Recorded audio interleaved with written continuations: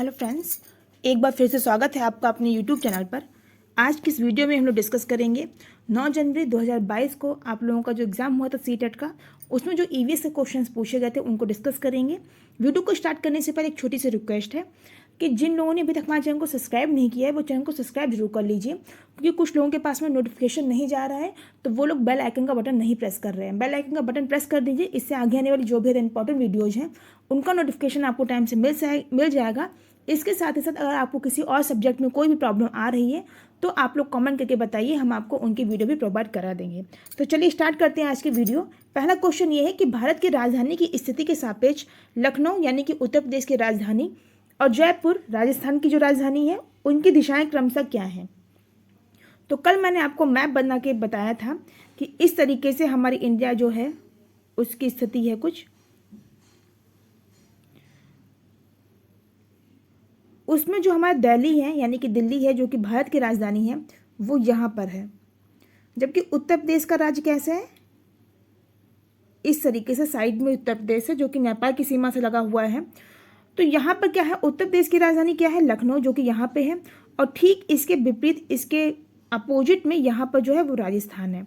तो दिल्ली तो ये आपका ऊपर हो गया, दाहिनी तरफ ये इधर आपका उत्तर प्रदेश की राजधानी लखनऊ हो गया और यहाँ पर आपका जयपुर हो जाएगा। तो दिल्ली के सापेक्ष जो है वो लखनऊ और जयपुर की राजधानी जो है वो किस दिशा में पड़ेगी। तो मैंने कल आपको बताया था इधर होता है पूरब, पश्चिम, ऊपर उत्तर और नीचे होता है दक्षिण। तो हमारा जो दिल्ली है वो तो यहाँ पे है, जबकि लखनऊ और जयपुर की स्थिति कुछ इस तरीके से, यहाँ पे देखिए नीचे वाले में लखनऊ इधर है और जयपुर इस साइड में है। तो ये स्थिति कैसे हुई, इस तरीके से बन रहा है। तो ये क्या हो जाएगा, ये दक्षिण पूरब और दक्षिण पश्चिम की स्थिति बन रही है, दक्षिण पूर्व और दक्षिण पश्चिम की स्थिति बन रही है। तो इसीलिए ऑप्शन नंबर 2 आपका बिल्कुल सही है। नेक्स्ट क्वेश्चन ये है कि एक अध्यापक की नियुक्ति महाराष्ट्र के एक विद्यालय में हुई है। वह भोजन के विषय में पढ़ा रही है तथा वह भरली बांगी का उदाहरण देती है जो एक व्यंजन है जो बना है। तो जैसे कि हम लोग क्या बोलते हैं, भरवा बैगन, तो वही भरली आप समझ जाएंगे, भरली यानी कि भरमा, और बांगी जो संबंधित है वो बैगन से संबंधित है। तो ये क्या हो जाएगा, छोटे छोटे भरमा बैगन से संबंधित हो जाएगा। ऑप्शन नंबर 1 सही है। नेक्स्ट क्वेश्चन ये है कि पक्षियों के पंख विभिन्न रंगों, आकारों व माप के होते हैं। इनके पंख उन्हें उड़ने में सहायता करते हैं। तो किस में सहायता करते हैं ये, क्या विभिन्न प्रकार के भोजन खाने में? बिल्कुल नहीं। भोजन में किसका रोल है, तो दांतों का रोल है, पंखों का कोई भी इसमें रोल नहीं है। उन्हें गर्म रखते हैं, बिल्कुल सही है। जब अत्यधिक ठंड होती है तो हम लोग क्या करते हैं, स्वेटर पहन लेते, शॉल ओढ़ लेते, लेकिन इनके जो पंख होते हैं वही इनको गर्माहट प्रदान करते हैं। विभिन्न तरीकों से चलने में ये भी गलत है। फोर्थ क्या है, उन्हें जल से बनाते हैं, यानी कि जल के साथ साथ चलने में या जल में तैरने में उनको सहायक होते हैं, बिल्कुल सही है। इस तरीके से हमारा कौन सा सही है, बी और डी सही है। बी और डी आपको किसमें मिल रहा है, तो बी और डी मिल रहा है ऑप्शन नंबर 2 में। तो यही ऑप्शन हमारा बिल्कुल सही है। नेक्स्ट देखते हैं, जो पशु अंडे देते हैं उनकी निम्नलिखित विशेषताएं होती हैं। तो जो पशु अंडे देते हैं उनके आंतरिक कान होते हैं। ध्यान रखिएगा, जिन पशु के आपको कान दिखे तो हमेशा समझ जाइए जिनके कान होते हैं वो स्तनधारी होते हैं और बच्चों को जन्म देते हैं। जबकि जिनके कान आपको नहीं दिखाई देते हैं, जैसे कि पक्षी, क्या इनके कान आपको दिखाई देते? नहीं दिखाई देते, लेकिन उनके कान होते हैं। कैसे होते हैं, आंतरिक होते हैं, उनमें बाह्य आवरण नहीं होता है। तो उनके कान आंतरिक होते हैं एवं शरीर पर बाल नहीं होते हैं लेकिन बहुत कम मात्रा में पाए जाते हैं। इसीलिए ऑप्शन नंबर 2 आपका बिल्कुल सही है। नेक्स्ट क्वेश्चन देखते हैं, उस पहली भारतीय महिला का नाम जिन्होंने एवरेस्ट पर्वत की चोटी पर कदम रखा और राष्ट्रीय ध्वज यानी कि तिरंगा गाड़ा, कई फोटो भी खींची हैं। तो ये कौन है, ये बछेंद्री पाल हैं। इन्होंने सर्वप्रथम, क्या ये भारतीय महिला है और इन्होंने सर्वप्रथम एवरेस्ट के पर्वत की चोटी है उस पर कदम रखा था, और कदम रखने के बाद इन्होंने वहाँ पर राष्ट्रीय तिरंगा जो है हमारा वो फहराया था। तो ये कौन है, बछेंद्री पाल है। ऑप्शन नंबर 4 सही है। जबकि कर्णम मल्लेश्वरी का संबंध किससे, तो ये वेट लिफ्टर है। नेक्स्ट क्वेश्चन देखते हैं, 6 नंबर का क्वेश्चन है, निम्नलिखित में कौन से कथन मणिपुर के संबंध में सही है। मणिपुर का अर्थ है जबरों का देश, बिल्कुल सही है। लावनी मणिपुर का लोक नृत्य है, तो ये गलत है। लोकटक ताल जाना जाता है फुमदी नामक गोलाकार तैरते हुए दलदलों के लिए, बिल्कुल सही है। और मणिपुर बांस के उत्पादों का सबसे बड़ा उत्पादक है।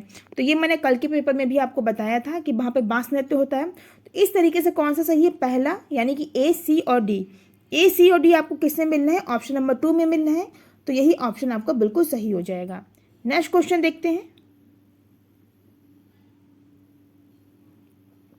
7th नंबर का क्वेश्चन है, कार एक ऐसी चीज है जो हम करते हैं, किसके लिए करते हैं, मनोरंजन के लिए, यश कमाने के लिए या ऊर्जा बचाने के लिए।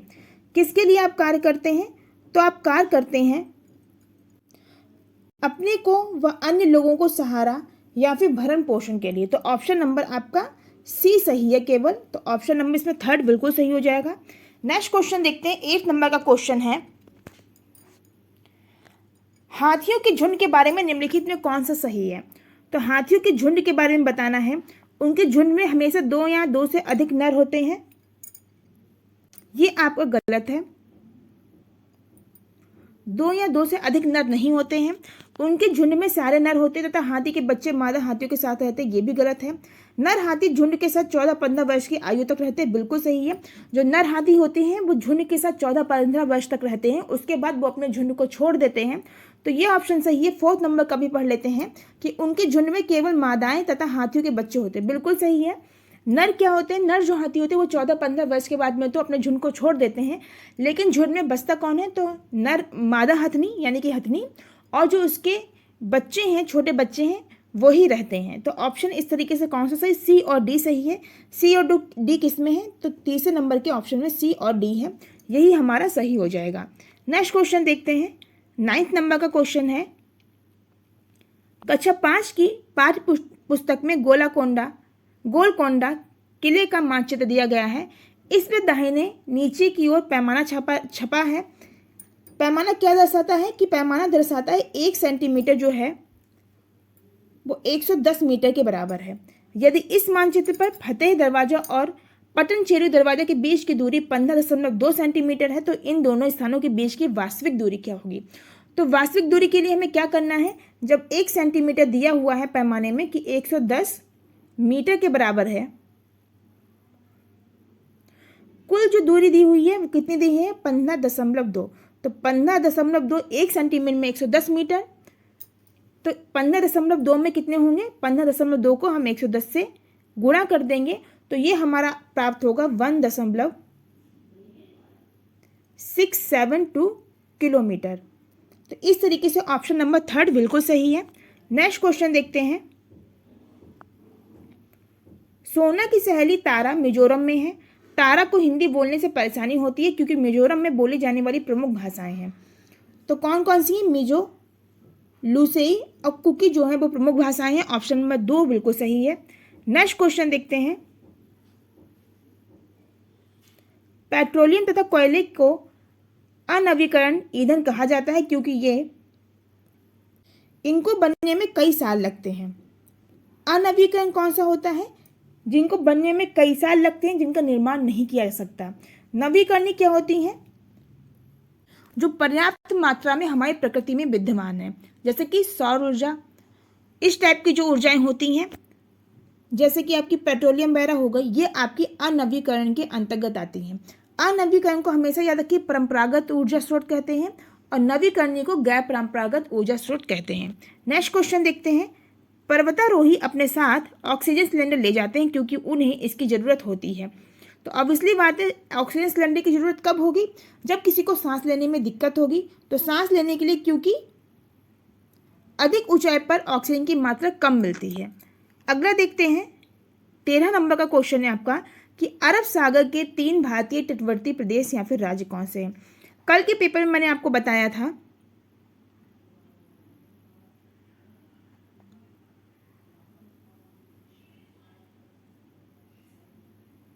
इस तरीके से हमारे इंडिया का मैप है। इधर का जो था मैंने बताया था क्या होता है, ये अरब सागर का है, नीचे हिंद महासागर है, जबकि इधर क्या है, बंगाल की खाड़ी है। और इनके तट पर जो भी राज्य है मैंने कल आपको बताए थे। सबसे पहले क्या, गुजरात, महाराष्ट्र, गोवा, कर्नाटक, केरल, फिर इधर आपका आएगा तमिलनाडु, आंध्र प्रदेश, उड़ीसा और पश्चिम बंगाल। इस तरीके से ये हमारे तटों पर राज्य हैं। मैंने आपको बताया इधर का जो रहता है वो क्या कहलाता है, अरब सागर का क्षेत्र कहलाता है। तो इसके अंतर्गत कौन से आएंगे? कर्नाटक, तमिलनाडु, आंध्र प्रदेश? नहीं, तमिलनाडु आंध्र प्रदेश किधर आएंगे? तो ये इस साइड में आएंगे, बंगाल की खाड़ी में तमिलनाडु और यहाँ पर आंध्र प्रदेश। महाराष्ट्र, कर्नाटक और पुडुचेरी, ये भी गलत है। गोवा, महाराष्ट्र और केरल बिल्कुल सही है, क्योंकि यहाँ पे महाराष्ट्र के नीचे गोवा, फिर कर्नाटक और इसके बाद केरल। तो यही आपके तीनों कहाँ पे हैं? ये अरब सागर में स्थित हैं, अगर अरब सागर के तट पर स्थित हैं। अगला देखते हैं, राजस्थान का पारंपरिक नृत्य जिसमें घूंघट वाली महिला नृत्य गायन सिर पर 7 से 9 पीतल के घड़ों को संभालती हैं कहलाता है, वो कहलाता है भवाई। ऑप्शन नंबर इसका 4 सही है। कल मैंने आपको बताया था कथक कहाँ का लोक नृत्य है, ये आप लोग कमेंट करके बताइए, जिन लोगों ने वीडियो देखी होगी समझा होगा। मैंने कथक के बारे में बताया था कथक कहाँ का लोक नृत्य है, तो आप लोग कमेंट करके बताइए कथक कहाँ का लोक नृत्य है। अगला देखते हैं, 15 नंबर का क्वेश्चन है, मधुबनी पेंटिंग से है कि मधुबनी एक प्रसिद्ध है। तो मधुबनी क्या है? मैंने अभी बताया कि लोक कला यहाँ पे चित्रकारी से संबंधित है और ये बिहार का एक स्थान भी है। इस तरीके से डी और ई किसमें है? तो डी और ई आपके ऑप्शन नंबर 4 में है, यही आपका ऑप्शन सही है। नेक्स्ट क्वेश्चन देखते हैं, शोभित किताब में एक चित्र देखता है जिसमें लड़कियों को गोटियां खेलते तथा लड़कों को क्रिकेट खेलते हुए दिखाया गया है। वह अपने अध्यापक से पूछता है कि लड़के और लड़कियां अलग अलग क्यों खेल रहे हैं, लड़के गोटियां क्यों नहीं खेल रहे हैं, लड़कियां क्रिकेट क्यों नहीं खेल सकती। निम्नलिखित में कौन से पर्यावरण अध्ययन शिक्षा उद्देश्य इस घटना से सम्मिलित है? तो इस घटना से जो सम्मिलित है, ऑप्शन एक बार देखते हैं। पहला क्या है कि उच्च स्तरीय आलोचनात्मक सोच विकसित करना, बिल्कुल सही है। नेक्स्ट है व्यापक सांस्कृतिक नजरिया एवं सौंदर्य के प्रति संवेदना विकसित करना। तो इसमें सौंदर्य की कोई बात ही नहीं है। ऑप्शन नंबर 2 आपको तो गलत हो गया। अवलोकन और चित्रण के आधार पर समझ विकसित करना बिल्कुल हो सकता है। सामाजिक घटना के बारे में जिज्ञासु बनाने के लिए संज्ञानात्मक क्षमता विकसित करना, ये भी बिल्कुल सही है। तो इस तरीके से आपका ए, सी और डी सही है। ए, सी और डी किसमें है? तो ऑप्शन नंबर 4 में है। नेक्स्ट क्वेश्चन देखते हैं, पर्यावरण अध्ययन के एक शिक्षक के रूप में आप कक्षा 2 के अपने विद्यार्थियों के समक्ष विषय ऋतुएं प्रस्तावित करना चाहते हैं। निम्नलिखित में कौन एक उत्तम शिक्षण शास्त्रीय युक्ति होगी? तो इसमें आपको बतानी है कौन सी एक उत्तम शिक्षण शास्त्रीय जो युक्ति है वो है। यहाँ पर आपके सामने ऑप्शन दिए हुए हैं। तो इसमें ऑप्शन आप 4 देखिए कि ऋतुओं के विषय में रुचि का विकास करने के लिए भोजन की आदतों, पहनने की वस्त्रों और संदर्भित स्थानीय साहित्य का उपयोग। तो ऑप्शन नंबर इसका 4 सही है। नेक्स्ट क्वेश्चन आपका 3rd नंबर का है, जिसमें लिखा है कि निम्नलिखित में कौन से कथन आकलन की प्रकृति की सही व्याख्या करते हैं। पहला तो है आपका शिक्षण अधिगम की एक प्रक्रिया का एक अंग है जो सतत चलता रहता है, बिल्कुल सही है। ये अधिगम यानी कि सीखने की एक प्रक्रिया है और ये निरंतर चलती रहती है। विद्यार्थी की उपलब्धि स्तर तथा उन्हें क्या नहीं आता के बारे में अवगत कराता है, ये गलत है आपका, क्योंकि ये जो 2nd ऑप्शन है आपका ये नेगेटिव है। 3rd में है कि सीखने में आई बाधाओं का पता लगाकर उन्हें दूर करने में सहायता करता है, बिल्कुल सही है। विद्यार्थियों की सीखने की प्रवृत्ति, रुचि एवं पूर्व अनुभवों के बारे में अवगत कराता है, तो ये भी आपका सही है। इस तरीके से आपका ए, सी और डी ऑप्शन सही है। तो ऑप्शन नंबर 3rd में देखिए ए, सी और डी दिए हुए हैं, तो यही आपका ऑप्शन सही है, ए, सी और डी। नेक्स्ट क्वेश्चन देखते हैं, 4th नंबर का क्वेश्चन है, कक्षा 5 के पर्यावरण अध्ययन शिक्षक के रूप में आप में पाठ बोलती इमारतें के लिए आपको विद्यार्थियों को ऐतिहासिक इमारतों को प्रस्तुत करने की आवश्यकता है। आप क्या सोचते हैं कि कौन सी विधि सर्वथा उत्तम होगी? तो इसमें कौन सी विधि उत्तम होगी? सबसे अच्छी क्या मानी जाती है? भ्रमण माना जाता है। और भ्रमण किसमें दिया हुआ है? 3rd नंबर पर, कि स्थानीय ऐतिहासिक इमारतों का भ्रमण और तत्पश्चात उन पर चर्चा करना। नेक्स्ट क्वेश्चन देखते हैं, अध्यापक विद्यार्थियों से एक चींटी का चित्र बनाने को कहते हैं। कुछ विद्यार्थी चींटी के 4 पैर बनाते हैं, जबकि कुछ 6 और कुछ 8 पैर बनाते हैं। अध्यापक को क्या करना चाहिए? तो इस स्थिति में अध्यापक को करना चाहिए कि उन्हें आवर्धक लेंस देकर चींटी के पैरों की संख्या को देखने के लिए कहना चाहिए। चींटी अत्यंत छोटी होती है, तो कोई भी उसके इतनी जल्दी पैर नहीं पता कर सकता कितने पैर हैं। तो ऐसे में क्या करना चाहिए? प्रयोग करना चाहिए। प्रयोग क्या होगा कि एक आवर्धक लेंस देना चाहिए बच्चों को, और फिर उनसे कहना चाहिए कि आप खुद चींटियों के जो पैर हैं उनको काउंट करिए, उसके बाद में चित्र को बनाइए। तो क्या होगा, जब बच्चे चीज़ों को देखेंगे तो जल्दी सीखेंगे और वो चीज़ उनकी मेमोरी में हमेशा के लिए स्थायी रहेगी। नेक्स्ट क्वेश्चन देखते हैं, 6 नंबर का क्वेश्चन है, कक्षा 4 के पर्यावरण अध्ययन के शिक्षक के रूप में आपको विद्यार्थियों को अंतरिक्ष यात्रियों का संप्रत्यय प्रस्तावित करना है, इसीलिए आप कौन से प्रक्रम का अनुसरण करेंगे? तो किस प्रक्रम का अनुसरण करेंगे? भारत के अंतरिक्ष यात्रियों की आत्मकथाएं साझा कीजिए, उनकी मुख्य विशेषताओं को इंगित करिए। तो ऑप्शन नंबर थर्ड आपका सबसे अच्छा ऑप्शन है, इसीलिए थर्ड नंबर का आंसर जो है वो सही है। नेक्स्ट क्वेश्चन देखते हैं। यश ने अपने अध्यापक से पूछा, कुछ भोजन उत्पादों के पैकेट पर हरे गोले क्यों हैं जबकि कुछ भोजन उत्पादों के पैकेट पर लाल गोले बने हैं? अध्यापक समझाते हैं कि हरे गोले शाकाहारी खाने तथा लाल गोले मांसाहारी खाने को सूचित करते हैं। अध्यापक ने विद्यार्थियों को विभिन्न भोजन उत्पादों के पैकेट देकर उन्हें शाकाहारी तथा मांसाहारी में सूचीबद्ध करने को कहा। इस गतिविधि में निम्नलिखित में कौन सी प्रक्रिया शामिल है? तो इसमें कौन सी प्रक्रिया शामिल है ये आपको बताना है। पहली तो ये होगी पहचान करना होगा, और इसके साथ क्या करना होगा? वर्गीकरण, यानी कि उनको अलग अलग भागों में बांटना होगा कि कौन सा शाकाहारी कौन सा मांसाहारी है। कल्पना पूर्वाग्रह से इसका कोई संबंध नहीं, तो ऑप्शन नंबर ए और डी किस में है?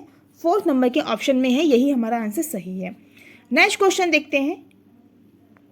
एक पर्यावरण अध्ययन शिक्षक के रूप में अपने विद्यार्थियों को पर्यावरण से संबंधित समकालीन मुद्दों से परिचित करवाना है। निम्नलिखित में से आप किसे प्राथमिकता देंगे? तो किसे प्राथमिकता आप देंगे? कक्षा में संबंधित लेखों का उल्लेख करेंगे तथा उनको साझा भी करेंगे। ऑप्शन नंबर थर्ड सही है। नेक्स्ट क्वेश्चन देखते हैं। 9th नंबर का क्वेश्चन है। जॉन अपने हाथों की सहायता से जंतु के पहचान पर परछाई बना रहा है और वह विद्यार्थियों से यह अंदाजा लगाने को कहता है कि परछाई में कौन सा जानवर बन रहा है। इस गतिविधि में निम्नलिखित में कौन सी प्रक्रिया शामिल है? तो इसमें आपको बताना है कि कौन सी जो प्रक्रिया है वो शामिल है। देखते हैं ऑप्शन क्या क्या है। अनुमान बिल्कुल सही है, अवलोकन बिल्कुल सही है, निष्कर्ष भी सही है, लेकिन वर्णन से इसका कोई मतलब नहीं है। Option number A B C किस में है? तो ऑप्शन नंबर 2 में है, यही आपका राइट आंसर होगा। नेक्स्ट क्वेश्चन देखते हैं। क्वेश्चन हमारा है 10 नंबर का, जिसमें लिखा है पर्यावरण अध्ययन में एकीकृत संगठित परिप्रेक्ष्य निम्नलिखित में किसे निर्देशित करता है? तो ये परिप्रेक्ष्य किसको निर्देशित करता है? विज्ञान, सामाजिक अध्ययन एवं पर्यावरण शिक्षा की पूरी जानकारी को निर्देशित करता है। नेक्स्ट क्वेश्चन देखते हैं। 11 नंबर का क्वेश्चन है। रिनी ने अध्यापक से पूछा, पौधों के तने गोल क्यों होते हैं, चौकोर क्यों नहीं? अध्यापक को क्या करना चाहिए? तो ऐसी स्थिति में अध्यापक को करना चाहिए, सबसे पहले तो मैंने आपको बताया था इन सभी प्रक्रियाओं में सबसे सही क्या होता है? भ्रमण होता है कि बच्चों को भ्रमण पे ले जाइए, वहां पर पौधों को बच्चों को दिखाइए। तो देखिए कहीं पे भ्रमण या घूमने का जिक्र है, तो ऑप्शन नंबर डी में है कि अध्यापक को विद्यार्थियों को बाग में घूमने ले जाना चाहिए तथा विभिन्न तनों के आकार को देखने के लिए कहना चाहिए। बाकी ऑप्शन ही पढ़ लेते। अध्यापक को विद्यार्थियों से कहना चाहिए कि वे इस बारे में उच्च कक्षाओं में सीखेंगे, बिल्कुल गलत है। जो बच्चा जिस टाइम जो क्वेश्चन पूछता है तो उसकी जिज्ञासा को शांत करना चाहिए उसका सही उत्तर देकर। अध्यापक को विद्यार्थी को समझाना चाहिए कि गोल तने का कारण गुरुत्वाकर्षण है, बिल्कुल गलत है, गुरुत्वाकर्षण से इसका कोई संबंध नहीं है। सी पे है कि अध्यापक को विद्यार्थियों से तने के गोल आकार होने के कारण सोचने के बारे में कहना चाहिए। ऑप्शन नंबर सी सही है आपका, क्योंकि जब बच्चे सोचेंगे और फिर भ्रमण पर जाएंगे, वहां पर देखेंगे तो उनको चीजें समझ में आएंगी। तो ऑप्शन नंबर सी और डी किस में है? ऑप्शन नंबर थर्ड में है, यही हमारा राइट आंसर है। क्वेश्चन नंबर 12 कहता है कि निम्नलिखित में कौन सी विधियां पर्यावरण अध्ययन के संपादन में प्रभावी हो सकती हैं? तो कौन सी विधियां प्रभावी हो सकती हैं? सबसे पहले तो भूमिका निर्माण, और दूसरा आपका है कहानी सुनाना। ये दोनों विधियां जो हैं वो अच्छी हैं, तो ऑप्शन नंबर सी और डी आपका बिल्कुल सही है। 13 नंबर का क्वेश्चन है कि एक पर्यावरण अध्ययन अध्यापक विद्यार्थियों को उनकी मम्मी का वर्णन करने वाली कविता लिखने को कहती हैं। पम्मी अपनी कविता पढ़ती हैं, मेरी मम्मी मीठी हैं जैसे मिष्टी दोई। कुछ विद्यार्थी मिष्टी दोई का अर्थ नहीं जानते। यदि आप पम्मी के अध्यापक हैं तो आप क्या करेंगे? तो ऐसी स्थिति में आपको क्या करना है कि बच्चों की जो भी स्थानीय भाषा है उसके बारे में उनको बताएंगे कि मिष्टी दोई, उनको उनकी स्थानीय भाषा में समझाएंगे, क्योंकि हर जगह की स्थानीय भाषा अलग होती है। क्या पता मिष्टी दोई है वो किसी राज्य में या किसी स्थान पे किसी और चीज़ में बोली जाती हो, कि यानी कि मिष्टी दोई किसी और उसका जो शब्द हो कोई और है, मिष्टी दोई को कुछ और नाम से जानते हो। इसीलिए हम क्या करेंगे कि विद्यार्थियों को मिष्टी दोई का अर्थ स्थानीय भाषा में बताएंगे। नेक्स्ट क्वेश्चन देखते हैं। 14 नंबर का क्वेश्चन है, प्राथमिक स्तर पर एक अच्छे पर्यावरण अध्ययन के पाठचर्या की विशेषताएं क्या हैं? तो सबसे अच्छी विशेषता क्या है कि विद्यार्थियों में सामाजिक भावात्मक कौशलों को विकसित करना। नेक्स्ट और लास्ट क्वेश्चन है आज का कि पर्यावरण अध्ययन में समूह चर्चा करना चाहिए, इससे सार्थक ज्ञान का निर्माण होता है। निम्नलिखित में कौन सा कथन इस तथ्य की सर्वोत्तम व्याख्या करता है? तो सबसे अच्छी व्याख्या क्या करता है कि विचार और अनुभव दूसरों के साथ साझा किए जाते हैं। ऑप्शन नंबर इसका सेकंड सही है। तो ये थी हमारी आज की वीडियो आपको कैसी लगी? पसंद आई तो लाइक करिए, कमेंट करिए। इसके साथ जिन लोगों ने अभी तक चैनल को सब्सक्राइब नहीं किया है वो चैनल को सब्सक्राइब कर लीजिए। मिलते हैं नेक्स्ट वीडियो में, तब तक अपना ख्याल रखिए, खुश रहिए। Thank you.